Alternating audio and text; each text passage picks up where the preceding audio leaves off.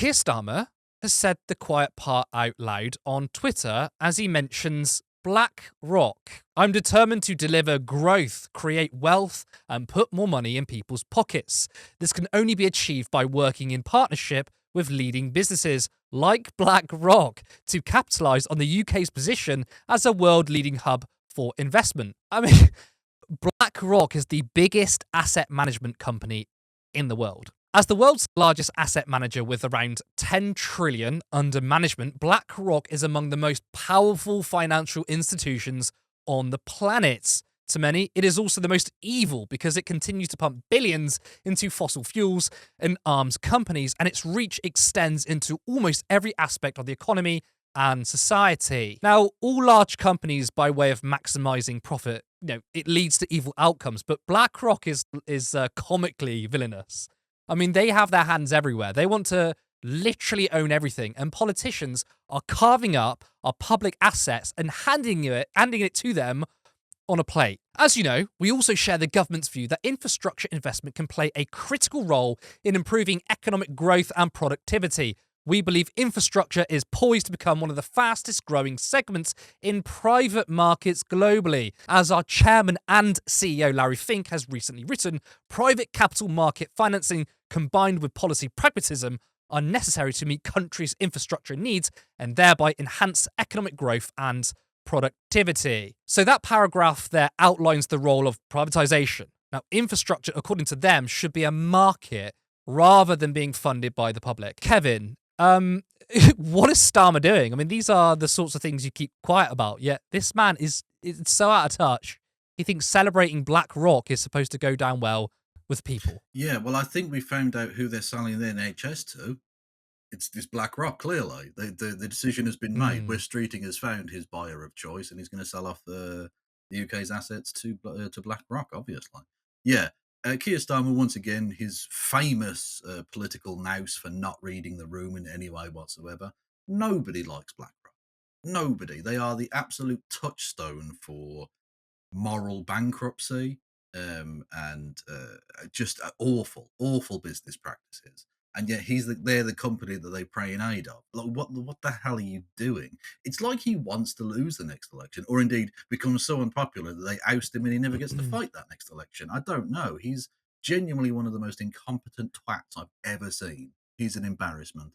Again, it's very telling that literally the day before this, and this tweet came out, a group combining the Friends of the Earth and a conglomeration Yes. of indigenous peoples of the Amazon put Mm. a I read about that in a yeah recent Canary article that's put up yeah today. they put Yeah. a complaint into the OECD about the business practices of BlackRock, saying that they were committing crimes against humanity. They were investing massively in deforestation, which is illegal, Mm. of the Amazon jungle, as well as any a number of other things. They are involved in human rights atrocities on basically every continent except Antarctica. Although I don't know if they're going after the penguins at some point. It wouldn't surprise me. Um, yeah, they're awful. As If they could privatize they penguins, if they you could would. privatize penguins, they absolutely would, yeah. Yeah, the as well as, of course, having $33 billion dollars invested in Israel. So again, just up to their neck in the blood of innocent people, at BlackRock. The idea that the supposedly socialist Labour Party and its leader, and prime minister would pray and aid a company this atrocious just shows you how badly they've betrayed both the origins of the labour movement and the modern working class. This is an absolute joke. The party is supposed to represent Labour. The clue is in the Yeah, name. No, the people in the Labour Party should be mortal enemies with companies like yeah, BlackRock. They should be completely on the opposite side of the class divide. And I think we're never going to get change with Labour if these are the people they cozy up to. Our entire political system is just completely lost to capital, hasn't it? absolutely. It was what's the old line about if you want to know who they oppose, notice which way the guns are pointed. No, he's not literally pointing, but the people he's attacking via his government are families with more than two children, poor pensioners, things like that. That he's happy to freeze pensioners whilst at the same time sucking up to BlackRock. Who is he serving here? Because it's not the British people, is it? It's capital because Labour are capital Mark II. They're the capital B party. They're the red Tories. There's literally no difference. And there is a much broader issue here. If you look at some of the polling recently, it has seen a massive jump in reform votes because people voted for change.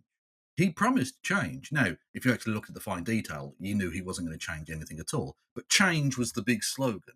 People wanted to get rid of the Tories. They wanted something different. And they're getting continuity Cameronism. It's just George Osborne and David Cameron economics all the way down. And people are sick of it.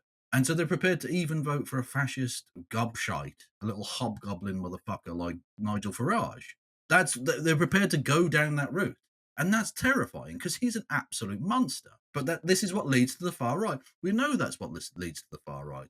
If you hollow out the core of a nation and leave them no alternative, in extremis, people will act in extreme ways. I mean, you mentioned earlier, is Starmer trying to lose the election? Right. But I swear to God, right, when I watch him, when I listen to him speak, when I see his decisions, it feels like he is actually trying. 3-4 months into this government, Labour has pissed off everyone. Okay? They've pissed off pensioners. Yeah. They've, as you also mentioned, they refused to scrap the 2-child benefit cap.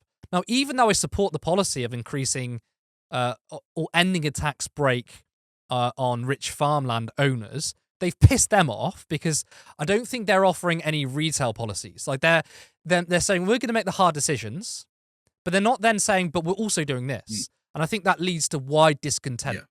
You know, all right, yes, they're making decisions that are going to annoy farmers or farmland owners. All right, that's a political calculation they've made, one I largely support. But if they're not going to turn around and say, by the way, that we're going to use that money and put billions into the NHS and our public services, get rid of the private profiteers, people might go, well, that kind of makes sense. But they're pissing everyone off, and it feels like they're trying to lose the election. And Keir Starmer bringing up BlackRock just plainly on Twitter when it's kind of it's not a secret. We know about the company, but politicians are supposed to pretend they're not in cahoots with them. And he's just tweeting, oh, BlackRock are fantastic, aren't they? I'm like, yeah. It's interesting who they're making. He has no political nous. The ability of the Morgan McSweeney Labour Party is just ridiculous. They literally couldn't read the room if they tried, and they're not even really trying for the most part because they don't think they need to. They've managed to skate by and win a massive parliamentary landslide, if not necessarily a popular vote. Yeah. I mean, to quote Jeremy Corbyn, the loveless landslide, exactly. Which he nailed the it. Loveless landslide, yeah. But by not having to do virtually anything, and they've continued to govern as they were in opposition with slogans, with mealy-mouthed nonsense. It's interesting who the difficult decisions fall against. The difficult decisions fall against people who want to travel on a bus, but not for the world's largest asset management company. It tells you grown-up politics. It tells you exactly adults in the room. It tells you who they're governing on behalf of, and it's not the people of Britain. It's BlackRock.